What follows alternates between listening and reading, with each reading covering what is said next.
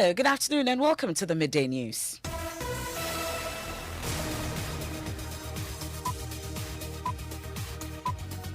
The news is live on Joy99.7 FM here in Accra. In Kumasi is on Love 99.5 FM and across the 16 regions of Ghana, including Kekeli Radio in Ho, Radio Justice in Tamale and Radio Max in Takrade. You can also download the My Joy Online app from Play Store and App Store to listen live around the world. We're also live on Facebook in this edition. It can be a fatal gamble to toy with the threats against the life of Erasmus Asaredonko. What is most needed is concrete action on all fronts. Voice of Unity. Industry players condemn verbal attacks on Love FM's Erasmus Asaredonko, demanding immediate protection for him and investigations into calls by Sin Central MP Kennedy Ejepong. We have details of that. We'll take you to the Ashanti region where police there are reviewing footage from CCTV cameras mounted at the busy Maxima Junction where a woman believed to be in her 20s was shot dead by unknown gunmen last night. When we do the analysis of the video footages, we're able to identify the culprit. Because when, for instance, when a vehicle is used, we would definitely be able to identify that particular vehicle that was used and we are able to track and get them arrested. We're live in the area and hear from residents who say they're living in fear. Doubts in ability of the police to arrest suspects in the murder of Kaka forced the youth to go on rioting spree. That's the account of Nifahene of Ejura as he recounts events leading to the disturbances. They vandalized the charge office, other offices and vehicles parked there. From there, they continued to attack the Municipal Assembly revenue checkpoint. We have details from the committee's hearing today. Majority MPs back call by minority for a special Auditor General's audit of allowances paid to First Lady Rebecca Kufado. They, however, wanted to recover all former First Ladies as well.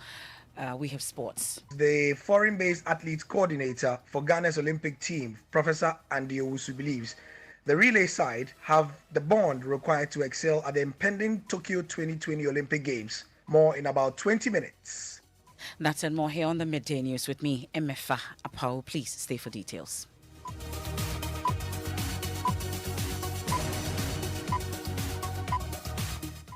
Thanks for your company. This afternoon, media industry players have this afternoon condemned the verbal attacks on Love FM's Erasmus Asaredonko. They are demanding urgent investigations into calls by a Sin Central MP that the journalist should be beating. The Media Foundation for West Africa, Ghana Journalists Association and other players today held a news conference on the matter. Now, this follows Mr. Ejepong's comment on his Net2 TV program in which he suggested that the journalists who had covered the Ejura disturbances and appeared before the investigative committee ought to be beating. GJA President Roland Afilmoni, who spoke on behalf of the players, said this must be treated seriously. It can be a fatal gamble to toy with the threats against the life of Erasmus Asaredonko. Every life is of sacred worth and intrinsic value. The right to life and personal liberty is of primordial importance, which all Ghanaians everywhere and at all times must enjoy. The life of Erasmus Asaredonko must be protected at all costs, and we urge the National Security Apparatus to take this up with urgent promptitude and utmost seriousness. It is not enough for the petition to the relevant quarters to gain traction. What is most needed is concrete action on all fronts to address the issue. And we shall not rest until something concrete is done. On Ahmed Swaleh's assassination, it is significant to note that a report by Journalists Without Borders cited impunity and timid attempts to fight it as the main reason for the decline in Ghana's ranking on the World Press Freedom Index. The latest threats against Erasmus Asaredonko present another prompting to deal surgically with the cancer of impunity, which is a stain on Ghana's reputation as the citadel of press freedom in Africa. That's the GJA President, Roland Afilmoni. My colleague, Joseph Akable, covered that event for us. He joins me in studio. Joseph, so what do industry players intend to do beyond condemning Mr. Japan's attacks? They say for now they are monitoring the calls that they've made closely, expecting that various actions will be taken. But they make the point that they make reference specifically to the gruesome murder of Ahmed Swale to say that it followed a threat that was made. And so they believe that it should be taken seriously. It's not a matter that the security agencies should toy with, and they should go all the length to investigate the matter, not just looking at the bit about the threat, but also about the possibility whether it constitutes a crime or not. And if it does, then some action should be taken. Well, the person involved in this is the chairman of a very important committee, Defense and Interior. Does that come as a worry to them as well? In fact, they make the point that as far as they are concerned, there's no single individual in Ghana who is above the law, and every individual is subject to the law. And so their expectation is that there must be investigation. It must ensure that whatever findings they make, if there is an action that ought to be Conference or actually address the media today. And so there is the Media Foundation for West Africa. You recall earlier in the day, they already issued a statement on their own condemning the attacks and also calling for some action to be taken. There is also Primpag, and there's the GJA as well. Okay, thank you very much. That's our legal correspondent, Joseph Akable. Well, let's take you to the Ashanti region now, where police, they are reviewing footage from CCTV cameras mounted at the busy Maxima Junction, where a woman believed to be in her 20s was shot dead by unknown gunmen last night. We'll hear shortly from the police. First, though, let's take you live to the scene of the latest attack at Maxima Junction. And Love FM's Nanaya Ojima is on the beats for us. Nanaya, you've been to the area where the woman was shot. What's the general mood of the residents there? What have they been telling you?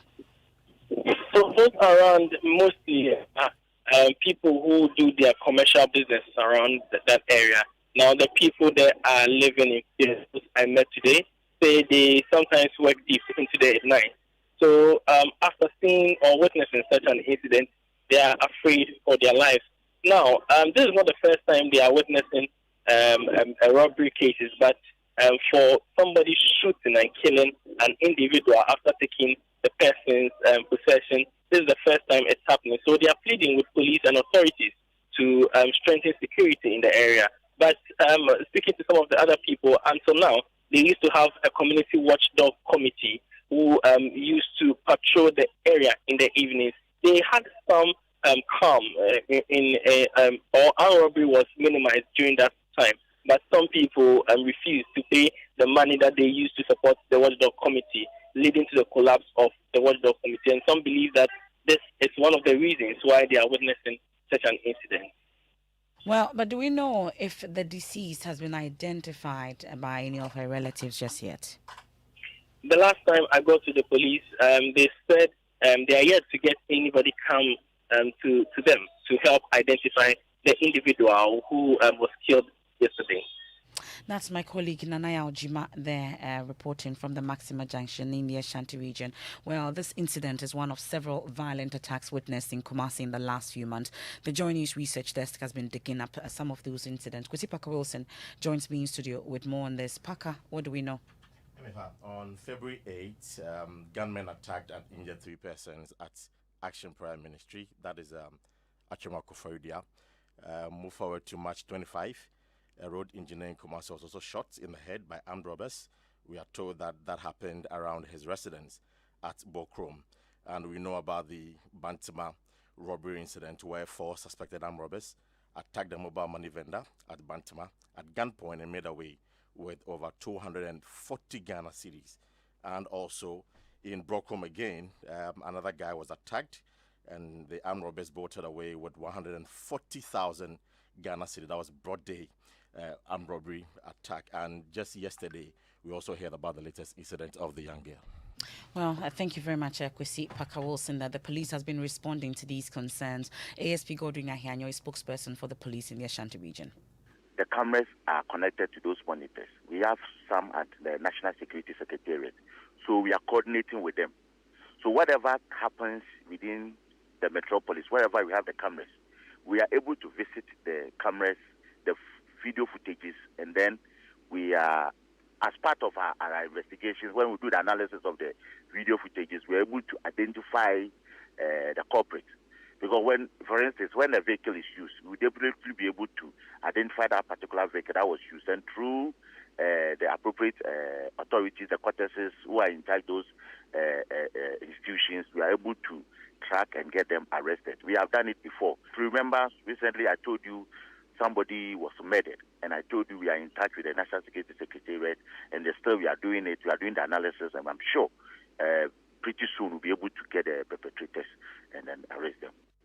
So that's ASP Godwin Nahianyo there, spokesperson for the police in the Ashanti region. Will stay a while longer in the region because the Nifahene of the Ejura traditional area, Nana Osei Kwejo and Sebia II, says doubts about the ability of the police to arrest and prosecute the suspects in the murder of social activist Ibrahim Mohammed, also known as Kaka, is what resulted in the protest by the Ejura youth. The resultant clash with the military resulted in 2 deaths and injuries. Providing testimony before the 3-member committee investigating the disturbances, Nanose and Sebia II said prior to the protest, the Zongo youth had called on the Ejurahene, complaining about the police's lack of interest in arresting those alleged to have assaulted Kaka, leading to his death. According to him, the situation became tensed when news of Kaka's death came in. They claimed that in the morning they reported to the police that one Ibrahim Mohammed, otherwise known as Kaka Matu, had been assaulted by some unknown assailants. And when they reported to the police, up to the time they came to the palace, they had not seen any police action by way of visiting the crime scene. They therefore had to go back to the police station and, as it were, the police to take action on the said report. So, in their own words, they did not believe the police will handle that incident well. Then Ifahini also indicated that the Ejurahene's intervention prevented what could have been another bloodbath. Ohene met with the section of the youth who reported it. He thereafter expressed his disappointment and displeasure about the previous day's demonstration and damage caused. He told them firmly that it is the police that has the mandate or the backing of the laws to handle whatever it is that has happened, including the unfortunate death of Kaka. He therefore admonished them to cooperate with the police and other security agencies. Well, in Shura FM's Ohiming Teria was the committee sitting today. He joins us on the line. So, Ohiming, let's start with the Nifahene.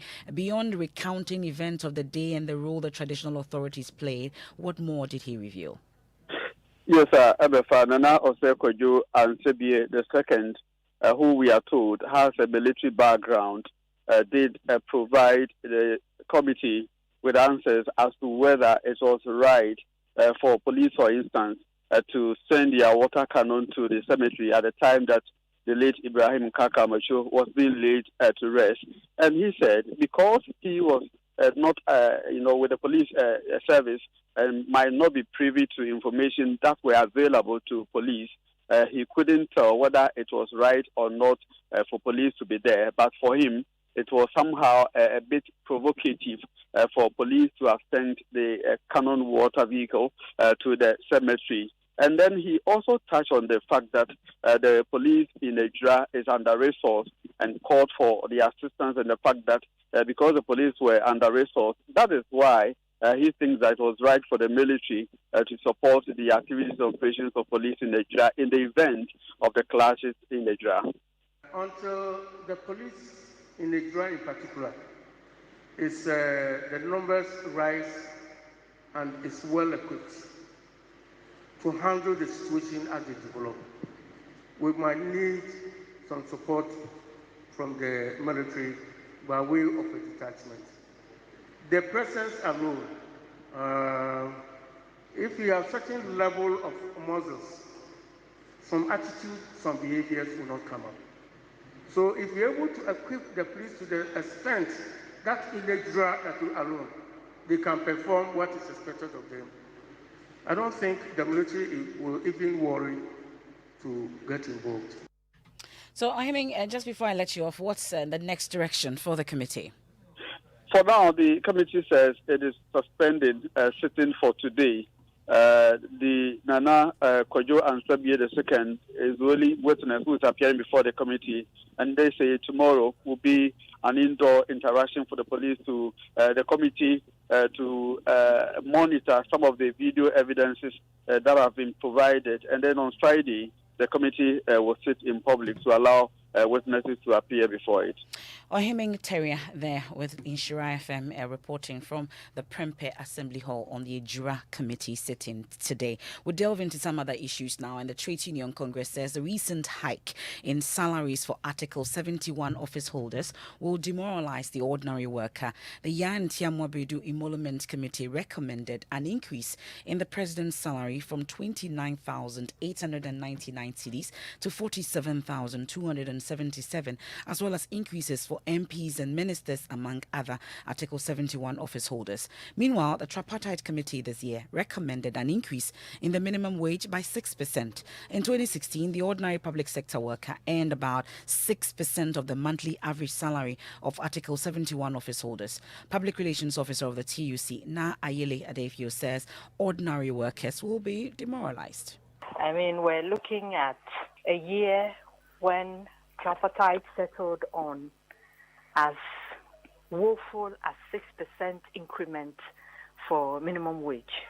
And so if you see, the first gentleman of the land having an increment of how much? I think it's more than 100%.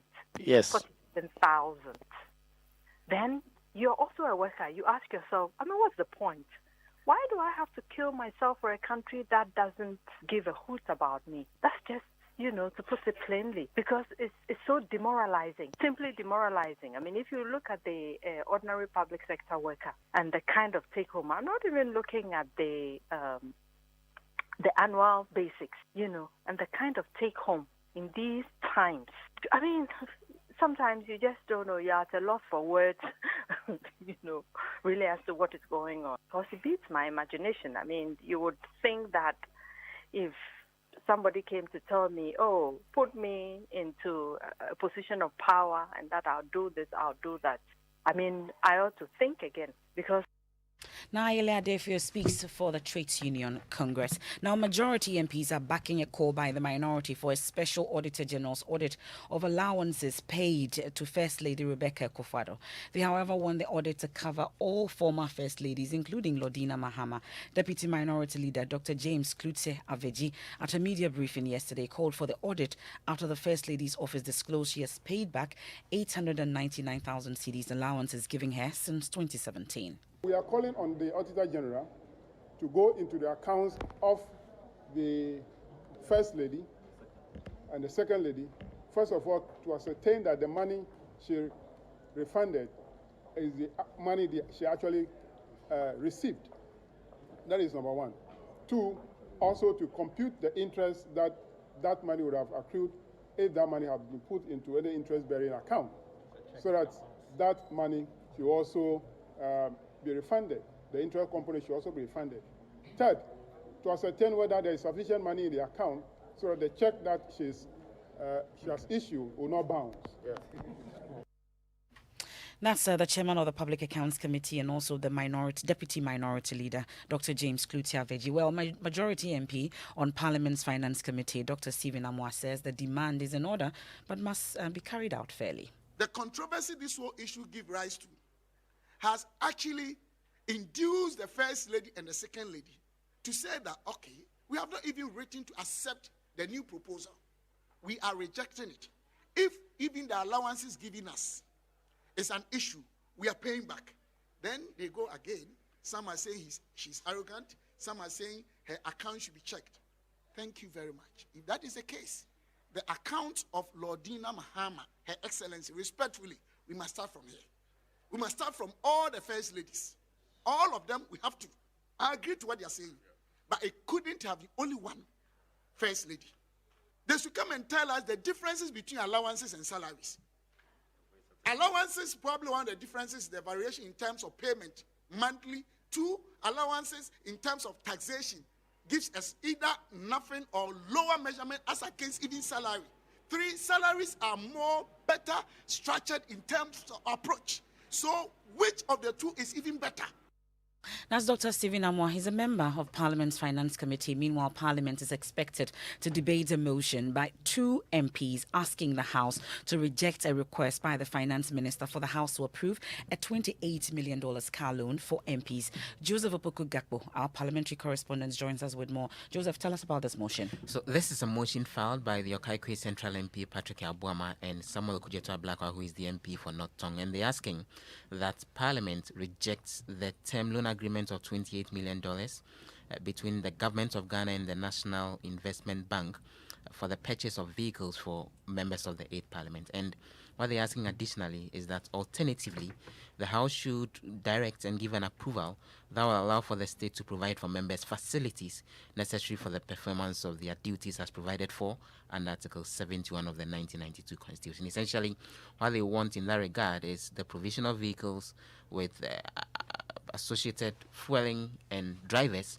to then get them to their constituencies and back in the performance of their duties rather than a car loan. And we're expecting that the Speaker will admit this private motion and allow for it to be debated on the floor for the necessary approval or disapproval of it to be given. Okay, thank you very much. That's a parliamentary correspondent, Joseph Opoku-Gakpo, paving the way for a break here on the Midday News on Joy 99.7 FM. We've been hearing from industry players joining forces to condemn verbal attacks on Love FM Siraso Sasari Donko, demanding immediate protection for him and investigations into those calls made by the chairman of the Defense and Interior Committee and Asin Central MP Kennedy Ejapong. Still to come, we have sport and then the Joy Clean Ghana campaign. We ask, where do you get your favorite Ga Kenke from? Who is writing the notice? There are 2. So we are serving her and then Auntie Sheila. We are live in Choco this afternoon where some of Accra's most delicious kenke is prepared under highly insanitary conditions. You want to stay for that.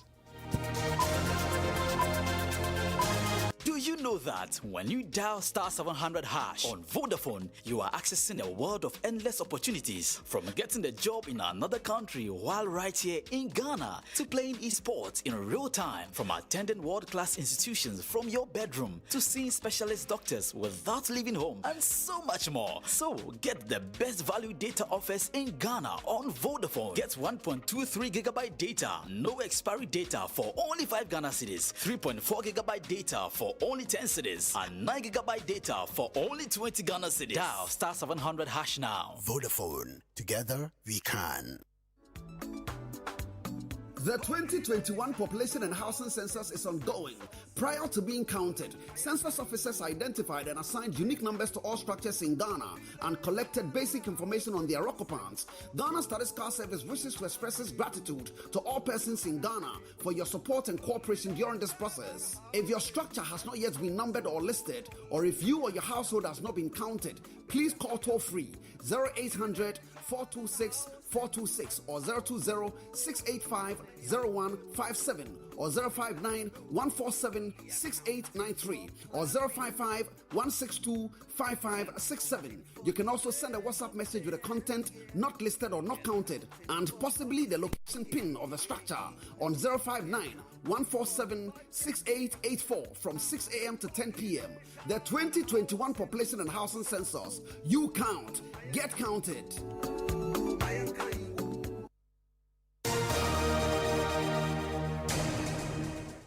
Thanks for your company here on the Midday News. Time for sports. We are 9 days to the start of the Tokyo 2020 Olympic Games, and the foreign-based athletes coordinator of the Ghana team, Professor Andy Owusu, has described the country's relay team as special, and he's confident they will achieve bigger things. Sean Safuentri, Joe Paul, Benjamin Azamati, and Emmanuel Yeboah have the potential to make Ghana proud. Professor Owusu has backed them to impress and also to win medals for the country. Training is going well. We've had several sessions. Yesterday was one of our high-intensity sessions, just trying to make sure that we have their steps down in the relay. I think it was a productive session. We will be revisiting a bit more today and then also a bit more high intensity again tomorrow. One thing I can say about the group here, the relay team, I have been on many national teams, including some that I competed on myself. And it is amazing to see how they work together as brothers. The women also had the same or something similar in terms of taking care of each other. And this is what makes them special. This is why they are able to overcome all the obstacles that they sometimes face through no fault of their own. So I am really proud to see how well they work together. And that's the sport for now. That's Gary Al Smith with the latest from the world of sports. Now, this afternoon, the Joy Clean Ghana campaign team is on a community inspection at Choco within the Ablekum South Metro. The main delicacy of a community, which lies just some 200 meters north of the Atlantic Ocean, is kinky. The popular meal is made from milled corn, covered in the corn husk and accompanied by red hot pepper with fish and sometimes shrimps. But checks at several vending points in the area reveal the kinky is prepared under highly unhygienic conditions. Listen to Head of Public Health Unit at the AMA, Madam Florence Kuchi, as she ordered the dough to be confiscated. Me hairdresser or Yalentina me buano. Me hairdresser or me mommy buy me buano. Who is writing the notice? There are two. So we are serving her and then Auntie Sheila. So as at now, we've confiscated this country because when she's preparing the cake, it's very bad. She herself, she is sick. And she doesn't even know the kind of sickness that she's suffering from. Oh, yeah, baby,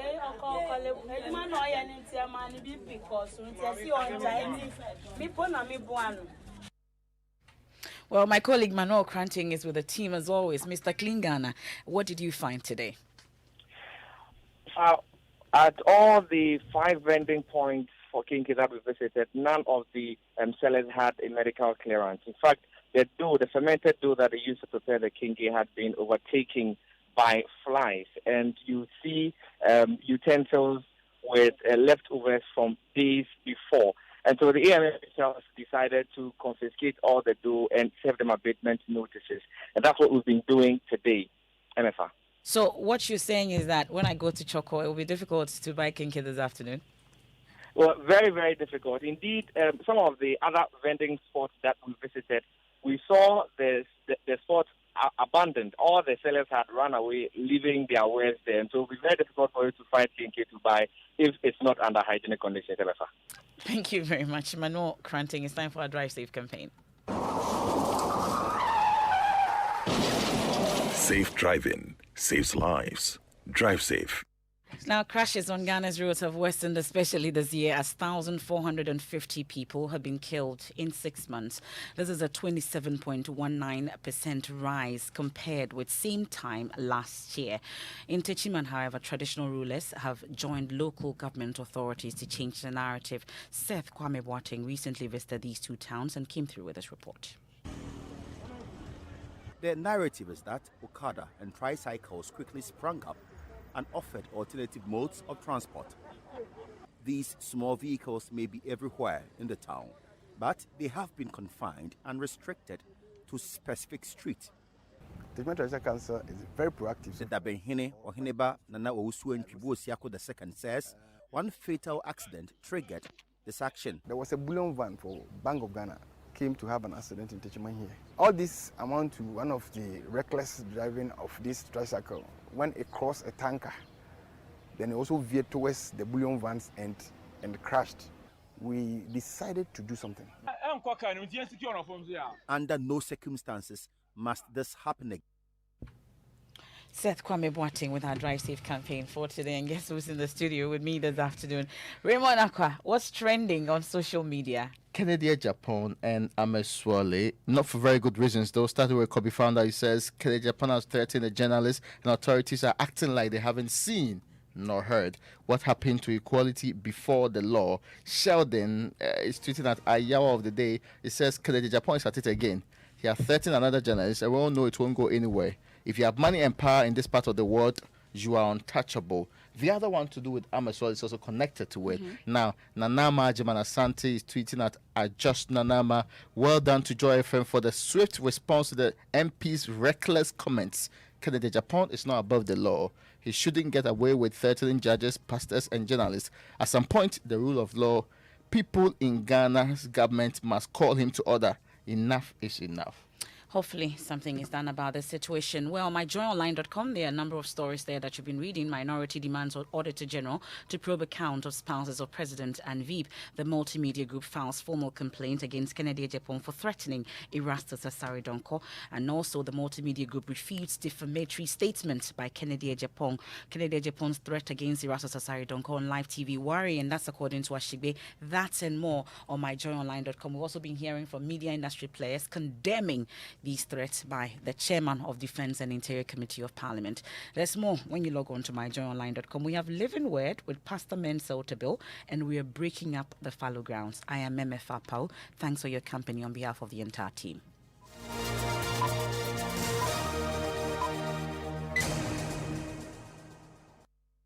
Joy 99.7 FM.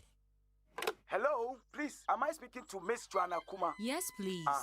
My name is Philip and I'm calling from MTN. Someone has just sent you money and we will need you to enter your PIN number so that we can put the money